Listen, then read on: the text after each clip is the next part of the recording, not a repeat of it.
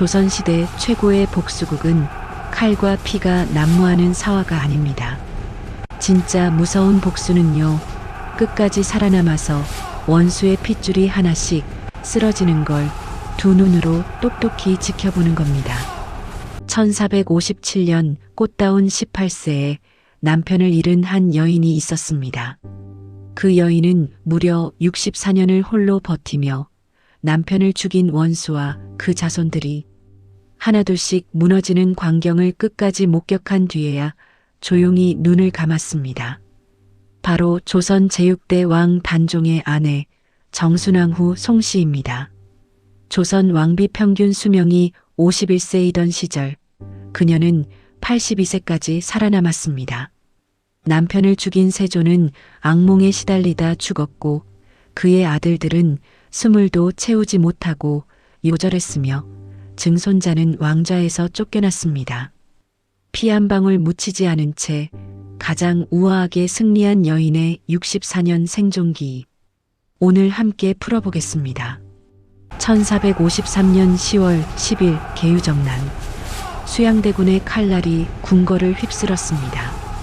김종서, 황보인, 이양 등 단종을 보필하던 충신들의 목이 하나둘씩 떨어져 나갔습니다. 역적들을 베어라. 칼소리, 비명, 피냄새. 그날 궁궐은 생지옥이었습니다. 겨우 12살 어린 왕 단종은 하루아침에 허수아비가 되었습니다. 아버지 문종은 재위 2년 만에 세상을 떠나셨고 어머니 현덕왕후는 단종이 태어나던 날 산후병으로 돌아가셨습니다. 전하, 두려워 마십시오. 신이 곁을 지키겠습니다. 그때 홀로 남겨진 소년 왕에게 손을 내민 사람이 있었습니다. 1454년 음력 2월 15살 송씨가 14살 단종의 왕비로 간택되었습니다. 훗날 정순왕후로 불리게 될 이 소녀는 여산 송씨 명문가의 딸이었습니다. 화려한 혼례식이 치러졌지만 궁궐 안 분위기는 살얼음판이었습니다. 숙부인 수양대군은 이미 조정을 장악했고 언제 왕위를 빼앗길지 모르는 상황이었습니다. 궁궐 안에는 누구도 믿을 수 없었습니다. 충신인 척하는 자들이 하루아침에 역적이 되고 어제의 동지가 오늘의 밀고자가 되는 살벌한 판이었습니다. 그 공포 속에서 두 아이는 서로의 손을 꼭 잡았습니다. 왕비마마, 두렵습니다. 전하, 제가 옆에 있사옵니다. 1살 연상의 왕비는 어린 소년 왕에게 유일한 안식처가 되어 주었습니다. 밤마다 들려오는 불길한 소문 속에서도 숨죽여야 하는 대화와 눈빛으로만 나누는 위로 속에서 둘만의 세계에서 그들은 잠시나마 숨을 쉴 수 있었습니다. 기록에 남은 건 많지 않지만 정순왕후가 평생 단종만을 그리워했다는 사실이 그 3년의 무게를 고스란히 말해줍니다. 하지만 운명은 잔인했습니다. 1455년 유니월 수양대군이 마침내 칼을 뽑았습니다. 단종은 왕위를 빼앗기고 상황으로 밀려났습니다. 수양대군은 세조로 즉위했고 15세 단종은 궁궐 한 구석으로 쫓겨났습니다. 정순왕후는 남편의 손을 꼭 잡았습니다. 마마, 함께 살아남읍시다. 그러하오. 우리는 끝까지 버텨야 하오. 두 사람은 그렇게 2년을 더 버텼습니다. 하지만 1456년 사육신의 단종 복위 운동이 발각되면서 더 참혹한 이별이 기다리고 있었습니다.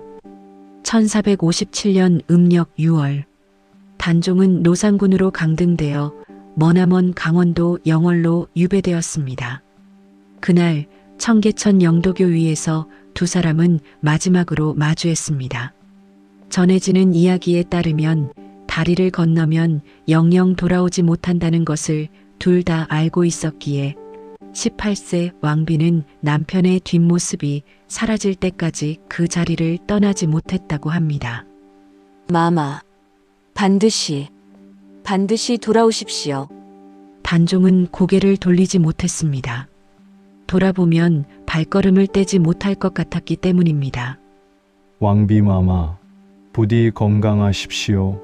그렇게 두 사람은 영원히 헤어졌습니다. 남편을 떠나보낸 정순왕후는 궁에서 쫓겨나 친정으로 돌아갔습니다. 하지만 그녀의 마음은 여전히 영월에 가 있었습니다. 매일 새벽이면 왕비마마, 그녀는 부디 동방봉에 건강하옵소서. 올랐습니다.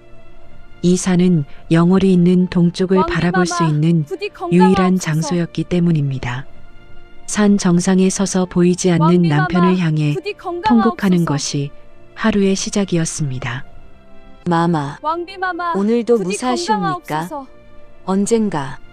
언젠가는 돌아오시겠지요. 왕비마마, 그녀를 부디 버티게 한 건 건강하옵소서. 오직 언젠가 사면되어 돌아오리라는 희망뿐이었습니다. 왕비마마, 부디 건강하옵소서. 하지만 그 희망은 오래가지 못했습니다.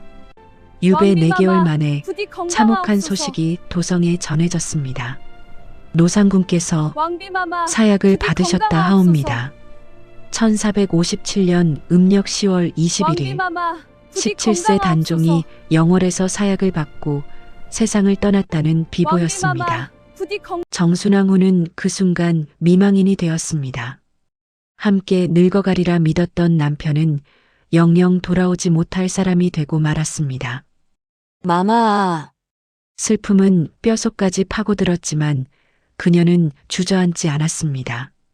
오히려 그날 이후 동방봉 통곡은 더욱 간절해졌습니다. 이제는 남편의 귀환을 비는 기도가 아니라 남편의 명복을 비는 애절한 곡소리로 바뀌었을 뿐이었습니다. 세상은 그녀를 가련한 미망인으로 바라보았습니다. 실제로 그녀의 처지는 비참하기 짝이 없었습니다. 국모의 자리에서 하루아침에 역적의 아내로 전락했으며 의지할 권력도 재산도 남아있지 않았습니다. 그럼에도 그녀가 쓰러지지 않은 이유는 단 하나. 남편 단종에 대한 지조를 끝까지 지키겠다. 단종이 사랑했던 아내로서 부끄럽지 않게 살아야 한다는 이 다짐은 이후 64년간 한 번도 흔들리지 않았습니다. 동방봉은 훗날 사람들 입에 오르내리며 정순왕후의 슬픔을 상징하는 장소가 되었습니다. 동쪽을 바라본다는 뜻의 이름 자체가 그녀의 애절한 사연에서 비롯되었다고 전해집니다.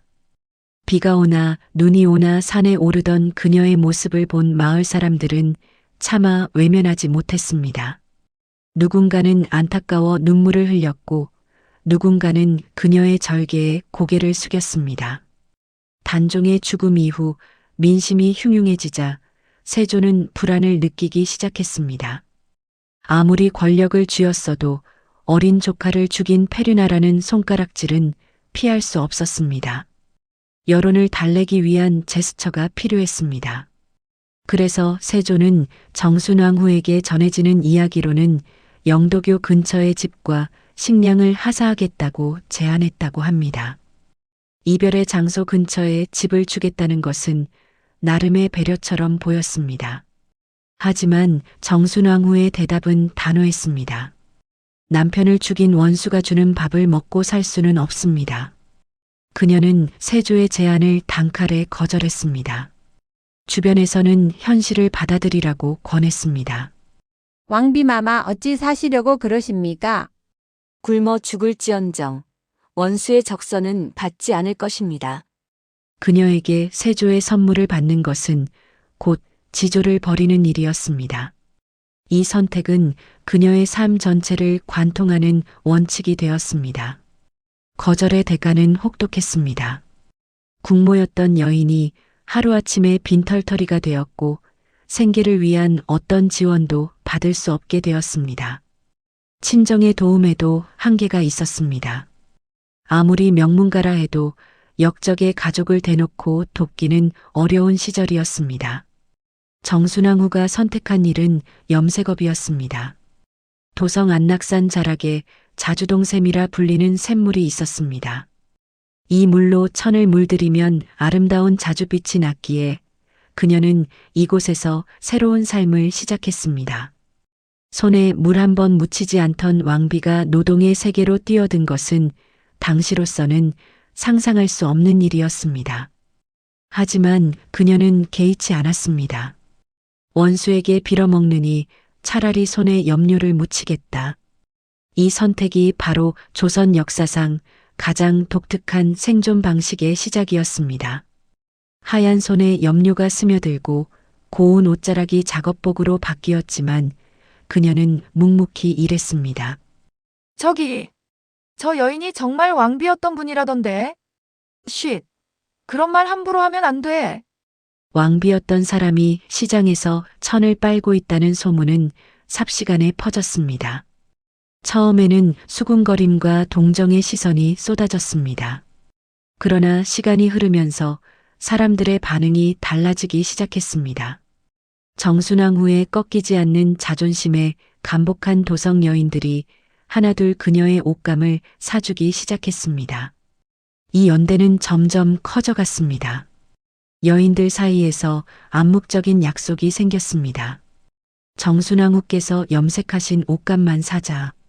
거친 노동에 손은 갈라지고 등은 휘었지만 그녀는 불평하지 않았습니다.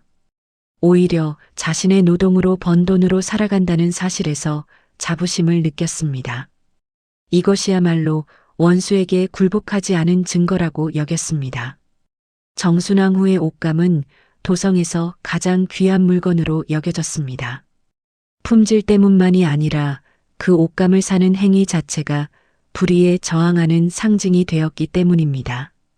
여인들은 옷감을 사면서 정순왕 후의 절개를 응원했고 이 작은 경제 공동체가 그녀의 64년 생존을 지탱하는 버팀목이 되었습니다. 정순왕 후가 자주동샘에서 땀을 흘릴 때 궁궐의 세조는 밤마다 악몽에 시달리고 있었습니다. 전해지는 이야기로는 단종의 어머니 현덕왕후가 꿈에 나타나 세조를 저주했다고 합니다. 세조는 잠자리에 들기를 두려워했습니다. 악몽뿐만이 아니었습니다. 그의 몸에는 원인을 알 수 없는 피부병이 번져갔고 어떤 명의도 이를 고치지 못했습니다. 온양 온천을 비롯한 전국의 약수를 찾아다녔지만 병세는 나아지지 않았습니다. 조카를 죽인 죄책감이 육신을 갉아먹는 듯 했습니다. 세조 개인의 고통으로 끝나지 않았습니다. 1457년 9월 세조의 큰아들 의경세자가 스물도 채우지 못하고 급사했습니다. 왕위를 이을 건강한 세자였기에 충격이 컸습니다. 세조는 크게 상심했지만 둘째 아들 예종에게 희망을 걸었습니다. 예종은 실제로 왕위에 올랐습니다. 그러나 예종마저 재위 1년 만인 28세의 나이에 세상을 떠났습니다. 세조의 직계 혈통은 연이어 꺾여나갔습니다. 정순왕 후는 이 소식들을 시장 바닥에서 들었을 것입니다. 들었소? 세조의 아들들이 또 죽었다던데. 하늘이 보고 계신 게야. 남편을 죽인 원수가 병들어 괴로워한다는 소문, 그 아들들이 젊은 나이에 죽어간다는 이야기가 들려올 때마다 그녀는 어떤 마음이었을까요? 기록에는 남아있지 않지만 묵묵히 천을 빨던 손이 잠시 멈췄을지도 모릅니다. 복수를 위해 칼을 들지 않았어도 하늘이 대신 심판하고 계시는구나. 그런 생각이 스쳤을 것입니다. 세조 가문의 비극은 계속되었습니다. 예종의 갑작스러운 죽음으로 왕위는 의경세자의 아들에게 넘어갔습니다. 이가 바로 성종입니다. 세조의 직계가 아닌 반계로 왕통이 넘어간 셈이었습니다. 세조가 그토록 지키려 했던 것들이 흔들리기 시작했습니다.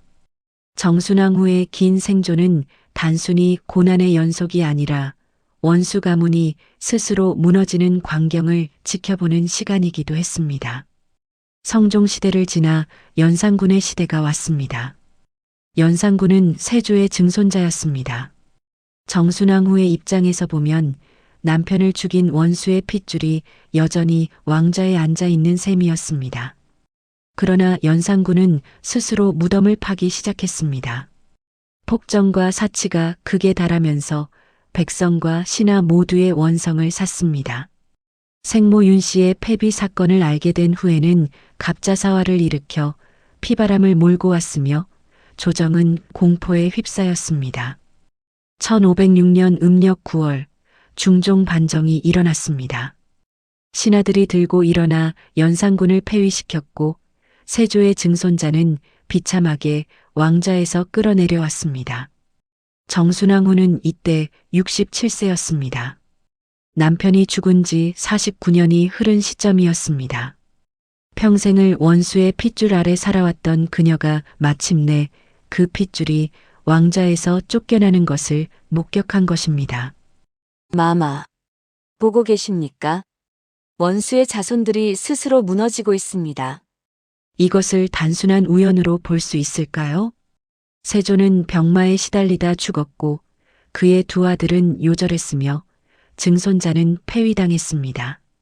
정순왕후가 손에 피 한 방울 묻히지 않았어도 결과적으로 원수의 가문은 스스로 무너져 내렸습니다. 그녀의 82년 인생은 그 자체로 가장 우아한 승리였습니다. 연산군이 쫓겨난 후에도 정순왕후는 15년을 더 살았습니다.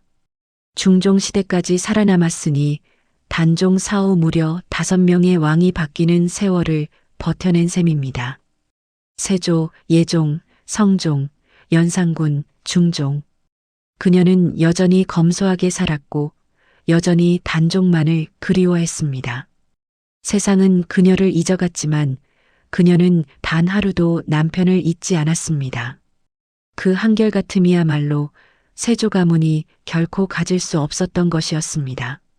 1521년 음력 7월 17일 정순왕후는 82세의 나이로 조용히 눈을 감았습니다. 남편 단종이 세상을 떠난 지 64년, 18세 미망이니 백발의 노인이 되기까지 그녀는 단 한 번도 무릎을 꿇지 않았습니다.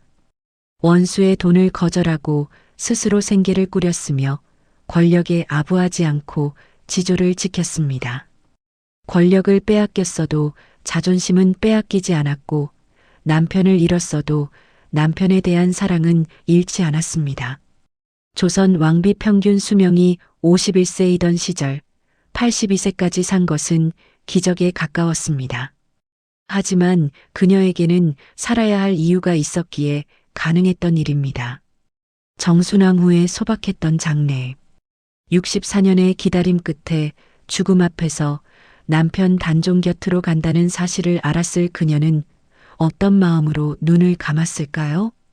정순왕후가 세상을 떠난 후 오랜 세월이 흘러 숙종 때에 이르러서야 그녀는 제대로 된 예우를 받게 되었습니다. 1698년 숙종은 단종을 복위시키고 정순왕후를 왕비의 격에 맞게 높여주었습니다. 이때 붙여진 능의 이름이 바로 사릉입니다.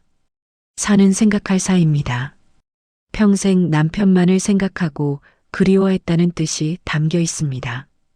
이보다 더 그녀의 삶을 정확히 표현하는 이름이 있을까요?